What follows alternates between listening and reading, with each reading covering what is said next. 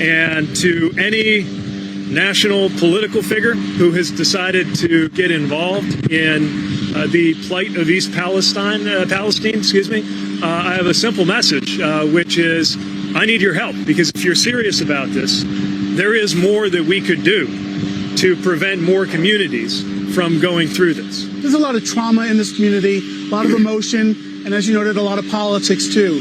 Now that you've seen the wreckage and spoken to the people, was it a mistake not to come here sooner? You know, what I tried to do was balance two things: my desire to be involved and engaged and on the ground, which is how I am generally wired to act, and my desire to follow the norm of transportation secretaries, allowing NTSB to really lead the initial stages of the public-facing work.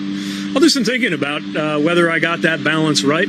But I think the most important thing is, first of all, making sure that the residents here have what they need. Now that you have been here on the ground, have you had an opportunity to speak to residents here since you've been on the ground? And just to follow up, since you have had some time to now think about it, in retrospect, should you have come a little sooner? So again, in terms of the timing of the visit, I'm trying to strike the right balance, allowing NTSB to play its role, but making sure we're here in that show of support. Before you sent your first tweet expressing concern for the residents of East Palestine, a week and a half after the accident happened, in hindsight, was that waiting too long to express anything hours after you had addressed the makeup of work crews on highway construction projects just that very day? The answer to your question is yes. I felt strongly about this and could have expressed that sooner. Again, I was taking pains to respect the role that I have and the role that I don't have, but that should not have stopped me from weighing in about how I felt about what was happening to this community. What have your past perceived political ambitions, how have they played into the Republican response to this disaster? Look, again, I'm here for the work and not for the politics. You can sense when you talk to local leaders and local residents that they're getting pretty sick of the politics too. And this national ideological layer that's been added into all of this when they're just trying to figure out if they're going to be safe.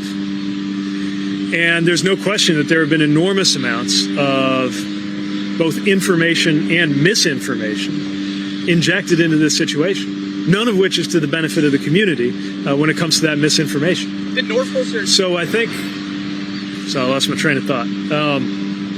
Well, that's what I had to say about that. That's exactly why we're here. That's why we've been here from the first hours of the incident as an administration. And it's why our interest both in what happened here in East Palestine and in keeping our railroads safe doesn't go away when some other hot news story comes into the headlines.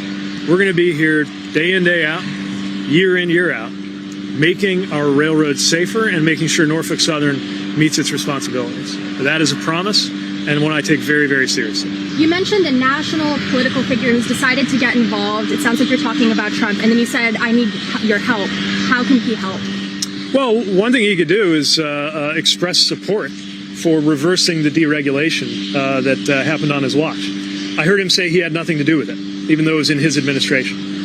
So if he had nothing to do with it, and they did it in his administration against his will, maybe he could come out and say that he supports us moving in a different direction. We're not afraid to own our policies when it comes to raising the bar on regulation. And I've got to think that him indicating that this is something that everybody, no matter how much you disagree on politics and presidential campaigns, can get behind. Higher fines, tougher regulations on safety, Congress untying our hands on braking rules, all the other things that go with that, that'd be a nice thing for him to do. So this is a community that, first of all, it's a community full of good people who did nothing wrong. No one in this community asked to be in this situation.